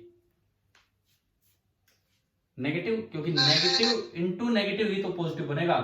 यानी कि this thing should be less than 0 और this thing should be less than 1 और n lens should be less than n surrounding. यानी कि अगर उल्टा काम हो जाए, लेंस का रिफ्रैक्टिव इंडेक्स कम हो जाए सराउंडिंग से, तो इस शेप का लेंस डाइवर्जिंग ना होके कैसा बन जाता है? कन्वर्जिंग। क्या आ गया समझ? ठीक है। और अगर आपको ये जो नॉर्मल इसकी फंक्शनिंग होती है डाइवर्जिंग वाली वो करवाना हो तो आप चाहते हो कि फोकल लेंथ नेगेटिव हो, यानी कि 1/f भी नेगेटिव हो। अब ये नेगेटिव है और प्रोडक्ट भी नेगेटिव, तो ये तो पॉजिटिव होना चाहिए, यानी कि this thing is greater then 0। और अगर ये ग्रेटर देन 0 है तो ये चीज होगी ग्रेटर देन 1। और अगर ये ग्रेटर देन 1 है तो n lens is greater than n surrounding, जैसा नॉर्मली होता है। तो नॉर्मल परिस्थिति में ये वाला लेंस डाइवर्जिंग की तरह बिहेव करेगा, लेकिन अबनॉर्मल कंडीशन में ये कन्वर्जिंग हो जाता है। तो रोल समझ में आ गया लेंस मेकर फॉर्मूला से कि कैसे डिसाइड हुआ? ठीक है। अब कई बार क्या होता है, दोनों साइड मीडियम अलग है तो आप रट नहीं सकते हैं, आप याद नहीं कर सकते कि एन लेंस कम हो ज्यादा हो ना। दोनों साइड अगर मीडियम अलग है तो जो दूसरा लेंस मेकर फॉर्मूला हमने बनाया NS1 NS2 वाला, उससे आप 1/f कैलकुलेट करो। अगर वो पॉजिटिव आ जाए तो वो लेंस कन्वर्जिंग है, और अगर वो नेगेटिव आ जाए तो वो लेंस कैसा होगा आपका? डाइवर्जिंग हो जाएगा। बताओ भाई, लेंस मेकर फॉर्मूला समझ में आ गया यहां तक? क्या है, किस तरह से यूज किया? हाँ जी, क्लियर है क्या लेंस मेकर फॉर्मूला? Yes. ठीक है। एक बार आप फटाफट लगा के दिखा दो मुझे लेंस मेकर फॉर्मूला। मैं कुछ नहीं बना रहा, आप बना के दिखाओ। एक प्लेनो कॉन्वेक्स लेंस है, प्लेनो कॉन्वेक्स लेंस, ग्लास का बना है, रिफ्रैक्टिव इंडेक्स है 1.5। प्लेनो कॉन्वेक्स लेंस है, ग्लास का बना है, रिफ्रैक्टिव इंडेक्स 1.5, दोनों साइड एयर है, और उसका radius of curvature curved surface का है 30 सेंटीमीटर। निकालो इसकी फोकल लेंथ निकालो। Repeat करना sir. प्लेनो कॉन्वेक्स लेंस है, ग्लास का बना है, 1.5 रिफ्रैक्टिव इंडेक्स है, दोनों साइड एयर है, और जो कर्व्ड सरफेस है उसका रेडियस है 30 सेंटीमीटर। फोकल लेंथ निकालिए।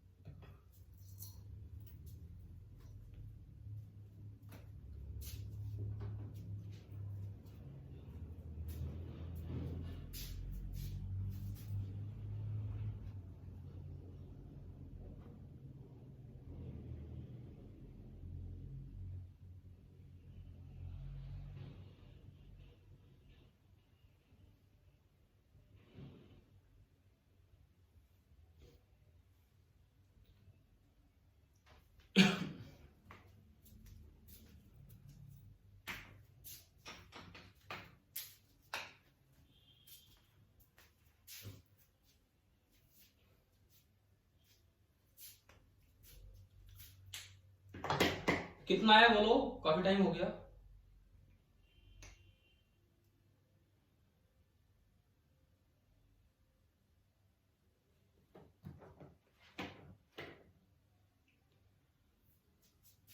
आपने फॉर्मूला लगाया 1/f is equal to n relative 1.5 है -1,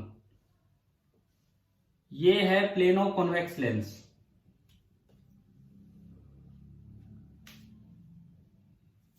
अब बताओ 1/r1 कितना?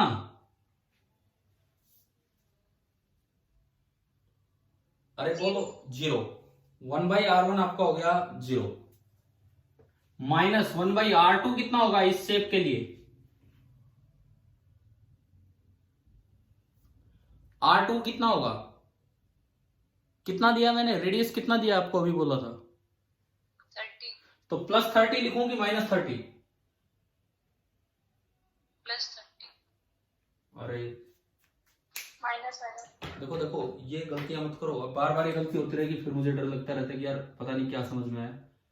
इसका रेडियस इधर है, सेंटर इधर है, तो जो कोऑर्डिनेट बनेगा वो -30 बनेगा, यानी कि जो R2 होगा दैट विल बी -30, और ये माइनस माइनस हो गया प्लस, तो 1/f आया 0.5 अपॉन 30 सेंटीमीटर। 0.5 होता 1/2, तो 1/f इज 1/60 सेंटीमीटर, तो f आपका कितना आ गया, 60 सेंटीमीटर। ये कन्वर्जिंग लेंस की तरह काम करेगा कि डाइवर्जिंग की तरह,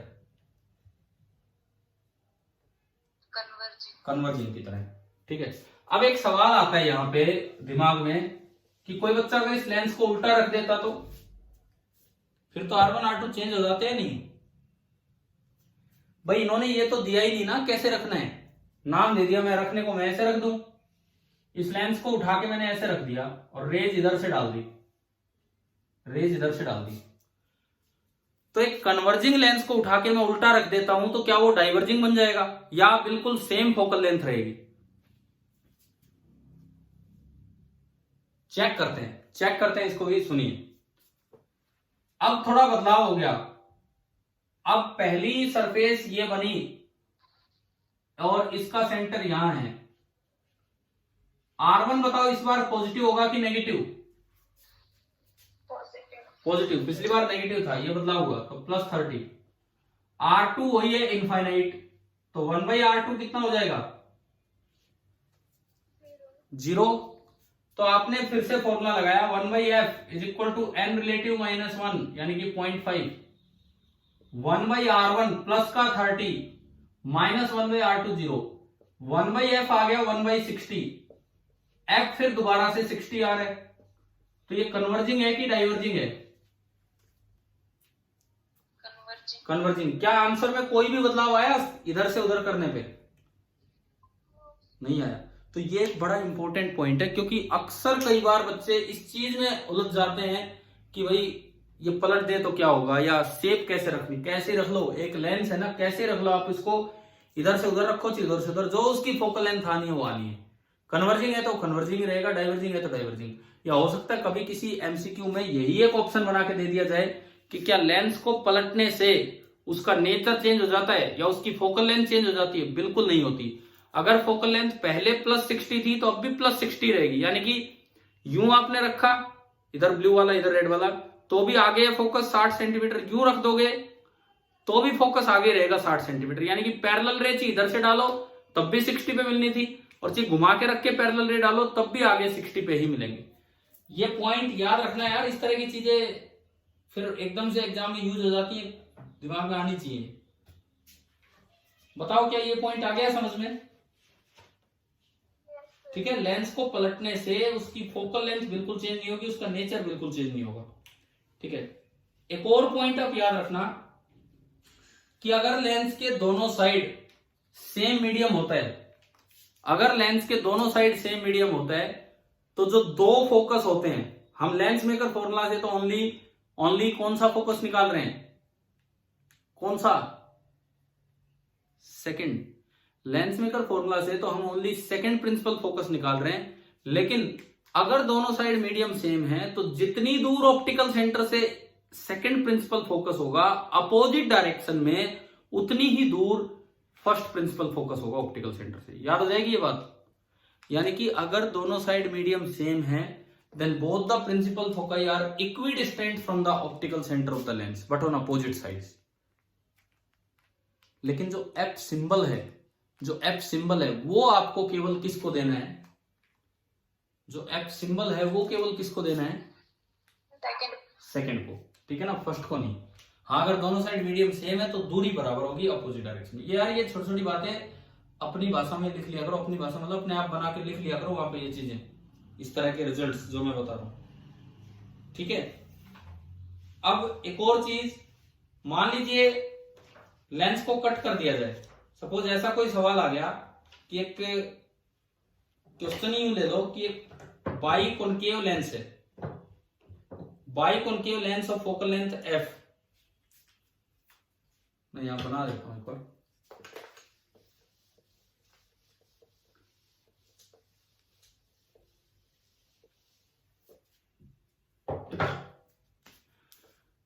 एक बाई कॉनकेव लेंस है और इसकी फोकल लेंथ एफ थी, नेगेटिव पॉजिटिव उससे मुझे कोई मतलब नहीं, ये एफ गिवन है।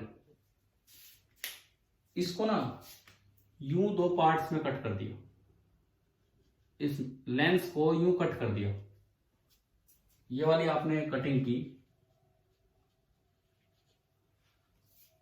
तो ये जो कटिंग है इससे दो आइडेंटिकल पार्ट्स बनेंगे। हर एक पार्ट कैसा बन जाएगा, जैसे ये बाई कॉनकेव है तो जो एक पार्ट मिलेगा उसकी शेप कैसी होगी बताओ भाई। ये एक बाई कॉनकेव लेंस है। सर आपकी आवाज कट रही है। कोई बात नहीं, अब आखिरी 5 मिनट ही बच रहे हैं, देखिए बस फिनिश ही कर रहे हैं क्लास को, अगर आवाज क्लियर नहीं है तो। इसको कट करके दो प्लेनो कॉनकेव लेंस बन गए। क्या ये समझ में आया? क्या ये समझ में आ रहा है कि इसको कट करके दो प्लेनो कॉनकेव लेंस बनेंगे? तो अगर इसकी फोकल लेंथ एफ होगी तो इसमें हर एक पार्ट की, ये जो दो बने हैं, इसकी फोकल लेंथ क्या होगी ये आपको बताना है। अगर इस ओरिजिनल इसकी पूरे की फोकल लेंथ एफ है तो कट करने के बाद जो अलग अलग लेंसेज मिलेंगे उनकी फोकल लेंथ क्या होगी ये आपको बतानी है। बताओ आप।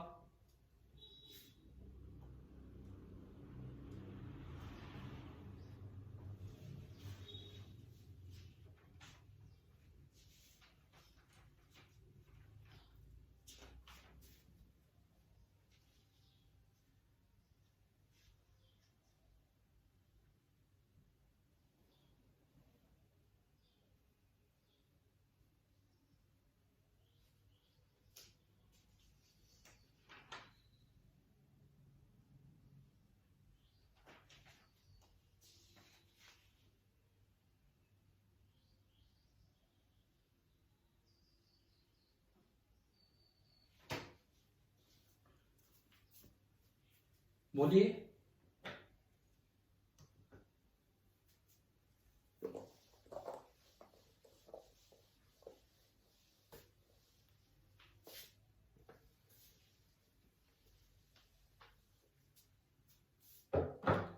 क्या होगी, कैसे निकालें?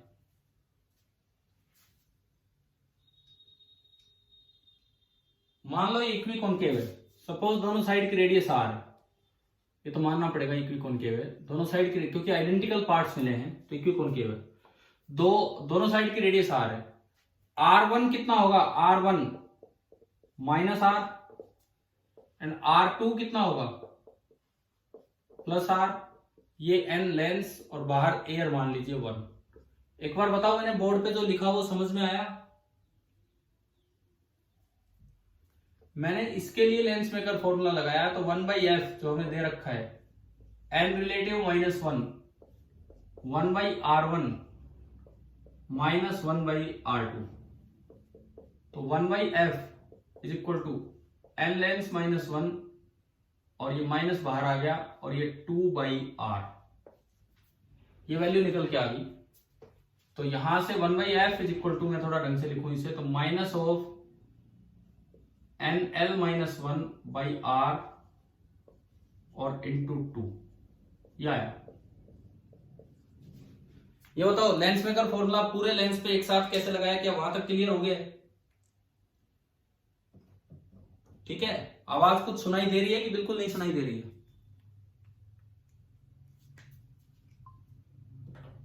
अभी आवाज सुनाई दे रही है कि नहीं? यस। ठीक है, तब कट करने के बाद जो एक पार्ट है उसकी फोकल लेंथ निकालनी है। सपोज मैंने ये एक पार्ट लिया, कोई सा भी ले लो, मैंने अभी बताया कैसे रख लो कोई फर्क नहीं पड़ता। अब R1 तो हो गया इनफाइनाइट, तो 1/R1 तो हो गया 0, और R2 तो वही है जो पहले था उधर की तरफ, तो R2 अभी भी R रहेगा। अब इसकी फोकल लेंथ एफ डैश बोल दो तो 1/f dash is equal to n relative that is n lens, बाहर तो एयर ही है, -1 इंटू 1/r1 इज 0, इंफिनिटी है ये, -1/r2 इज r, तो 1/f डैश आ रहा है minus of nl-1 divided by r, ये आ गया 1/f डैश, इक्वेशन नंबर 2। अब बताओ f डैश और f में मुझे रिलेशन चाहिए, मुझे केवल और केवल f डैश और f में रिलेशन चाहिए। आप ये बताओ लेंस मेकर फॉर्मूला 2 बार लिखना आ गया, तो ये पूरी ब्रैकेट एज इट इज मैंने यहां एडजस्ट कर रखी थी, तो इसकी जगह उठा के 1/f लिख सकता हूं मैं यहां। तो जब आप इसको उसमें यूज करेंगे 1/f डैश को, तो ये बनेगा 1/f इज इक्वल टू, ये पूरी ब्रैकेट बन गई 1/f डैश इंटू 2, और आप क्रॉस मल्टीप्लाई करेंगे तो f डैश बराबर आ गया 2f। यानी कि इस तरह कट करने से जो फोकल लेंथ है वो डबल हो जाएगी, इस तरह कट करने से जो फोकल लेंथ है वो आपकी डबल हो जाएगी। तो ये बताओ ये यहां तक आया क्या समझ? लेंस मेकर फॉर्मूला पे ही ये क्लास चल रही थी, लेंस मेकर फॉर्मूला ही मेनली आज हमने पढ़ा। क्या वो पूरा समझ में आया किस तरह से उनके क्वेश्चंस होते हैं? ठीक है, और दोनों साइड मीडियम अलग हो तो कैसे करना वो भी मैंने आपको बता दिया। अब बात आती है कि एचसीवी में थोड़ा आज आप क्या काम आगे बढ़ाएंगे। कल आपने 4 सवाल किए थे, 37, 38, 39, 40, बीच के भी करने हैं, लेकिन कल के लिए 41 to 50। और मैं फिर कहता हूं अगर किसी भाई बहन ने ये सवाल नहीं किए हैं तो भाई वो अपना करके और डाउट पूछे। फिर वैसे तो बताने चाहिए, अगर कुछ भी डाउट है तो आप पूछा करो। तो कल के लिए होमवर्क है एचसीवी एक्सरसाइज ज्योमेट्रिकल ऑप्टिक्स, जो चैप्टर 18 है शायद इसका, उसकी एक्सरसाइज के क्वेश्चन है 41 to 50। HC Verma page number 415, HCV page number 415 पे ये सब काम है। ठीक है, कर लोगे आज ही ट्राई। तो कल लेंस मेकर फॉर्मूला को थोड़ा और आगे बढ़ाएंगे और नेक्स्ट टॉपिक पे चलेंगे, लेकिन अगर कोई डाउट हो तो ये चीजें डिस्कस होंगी। ठीक है भाई, थैंक यू।